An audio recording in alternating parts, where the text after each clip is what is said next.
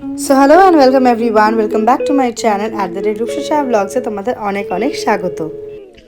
তো guys ready হয়ে গেছি, আর রেডি হয়ে কিন্তু এই যে বসে আছি সব সরঞ্জাম করে সুন্দর করে দাদার জন্য। তো দাদা আসবে, তারপরে ভাইফোঁটা কমপ্লিট করব। এই যে ওর জন্য নিয়েছি হচ্ছে এই যে 5 রকম মিষ্টি, আর এইখানে তো যেরকম দিতে হয় সেরকম হচ্ছে আমাদের এটা, এই যে এটা হচ্ছে ধান দুব্বো, আর হচ্ছে এখান থেকে চন্দন ফোঁটা দেবো বলে চন্দন গুলে রাখা, আর এই জিনিসটা কাজল, কাজল হ্যাঁ কালীপাড়া আছে, তো সেটাও দেবো। তো চলো কমপ্লিট করি।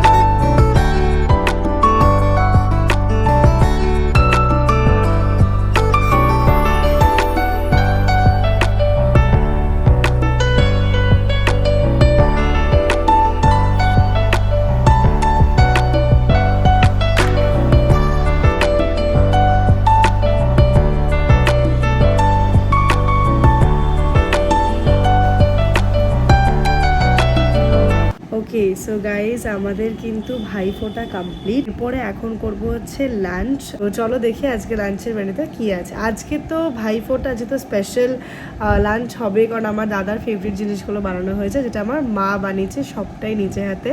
তো চলো দেখা যাক মা আজকে কি স্পেশাল মেনু করেছে। তো প্রথমেই তো আমার প্লেট সুন্দর করে সেজে চলে এসছে হচ্ছে এই যে মাটন বিরিয়ানি, আজকে মায়ের হাতের স্পেশাল মাটন বিরিয়ানি। তো এই দেখো এই যে মাটন বিরিয়ানি, এটা খাবো আমি। ওকে, তো এরপরে আছে হচ্ছে এই যে মাটন বিরিয়ানির সাথে একটু চিকেন কষা না হলে হয়, তো এটা হচ্ছে চিকেন কষা। আর শেষ পাতে কিন্তু যেহেতু বিরিয়ানি চিকেন কষা সবটাই একটু রিচ, তো ওই জন্য কিন্তু আমরা খেতে চলেছি হচ্ছে এই যে রায়তা। তো এটা জাস্ট নর্মাল শসা দিয়ে রায়তাটা করা হয়েছে। তো চলো সব খেয়ে ফাটাফাট করে আমরা কমপ্লিট করি। তো বিকেলে দেখা হচ্ছে।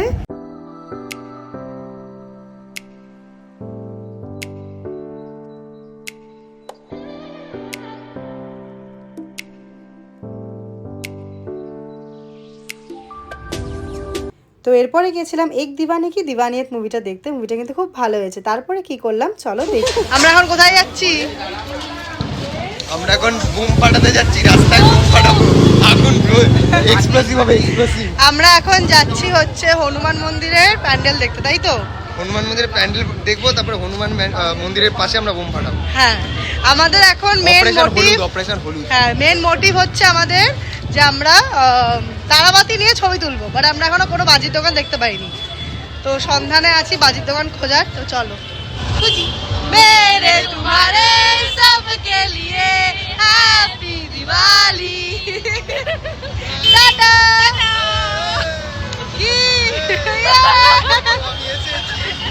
তো ভাইফোঁটা কমপ্লিট করার পরে কিন্তু বেরিয়ে গেছিলাম হচ্ছে কিসের উদ্দেশ্যে, সেটা তো তোমরা দেখে বুঝতেই পারছো, সেটা হচ্ছে প্যান্ডেল হপিং করতে।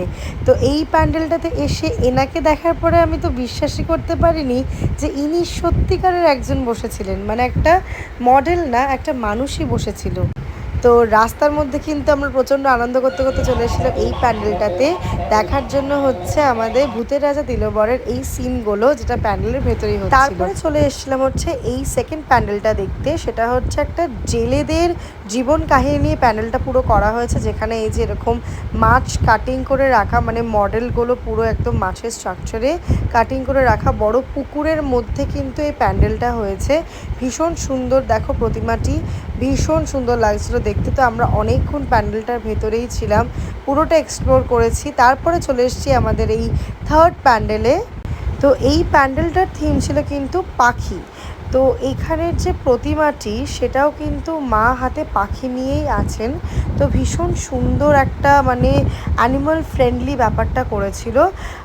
পাখিগুলো তো কিছু কিছু জায়গায় সত্যিকারের পাখি ছিল, যেরকম তোমরা প্রথমের ক্লিপিংসটাতে দেখলেই, আর কিছু কিছু জায়গায় কিন্তু ছিল হচ্ছে মডেল পাখি রাখা। তো এই যে মায়ের প্রতিমাটি ভীষণ সুন্দর, মানে এত সুন্দর প্রতিমাটার ইউনিক। আমি তো মানে প্রথমে দেখে অনেকক্ষণ ধরে তাকিয়েই ছিলাম।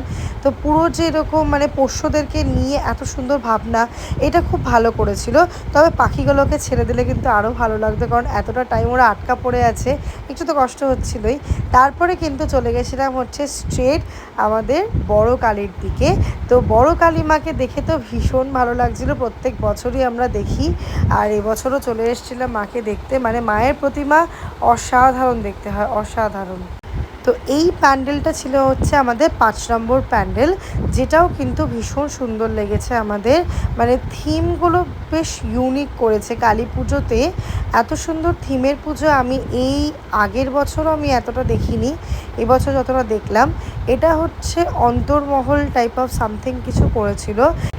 এই প্যান্ডেলের থিমটা ভীষণ ইউনিক ছিল, কারণ এখানে কিন্তু সব রকম ডেইলি লাইফে হওয়া অ্যাক্টিভিটিসগুলোকেও তুলে ধরেছে, সাথে সেগুলো কি আমাদের বেনিফিট দেয়, সেগুলোর কটা ডিসঅ্যাডভান্টেজেস সবই কিন্তু এই প্যান্ডেলটার জুড়ে পুরোটাই রয়েছে। তো ভীষণ সুন্দর প্যান্ডেলটা, দেখে তো আমার খুবই ভালো লাগলো। তো চলো এরপরে প্রতিমাটা দেখা যাক। তো চলো, এইটা হচ্ছে মায়ের প্রতিমা। ভীষণ সুন্দর মায়ের প্রতিমাটা, মানে ছোট প্যান্ডেলটার মধ্যে যে এত ডিটেলিংস, মানে সেটা দেখে আমাদের আরও ভালো লাগলো। এরপরে চলে এসেছিলাম আমাদের মেন সেন্টার অফ অ্যাট্রাকশন, সেটা হচ্ছে বাজি ফাটানো। গাইজ, বাজি ফাটানোটা কী করে আমরা ভুলতে পারি? তো আমরা অনেক বাজি ফাটিয়েছি, তারাবাতি, তুবড়ি, এই ধরনের ছোটো ছোটো সেলগুলো যেগুলো ছিল। আমরা বেশি শব্দবাজি ফাটাইনি, যেহেতু আমাদের সাথে সাথে যারা রাস্তার কুকুর রয়েছে, আমারও বাড়িতে একজন রয়েছে।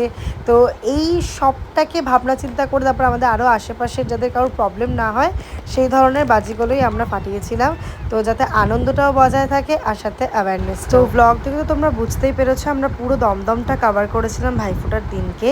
তো যদি তোমাদের আজকের ব্লগটাতে কিছু ভালো লেগে থাকে তাহলে অবশ্যই কিন্তু লাইক, শেয়ার, সাবস্ক্রাইব আর কমেন্ট করে কিন্তু জানাতে একদম ভুলবে না যে তোমাদের ব্লগের কোন পার্টটা ভালো লেগেছে সবথেকে বেশি।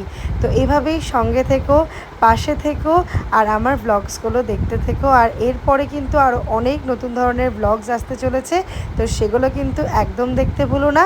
আর বেল নোটিফিকেশনটা কিন্তু চালিয়ে রেখো ফর @রূপসা সাহা ব্লগসে। বাই।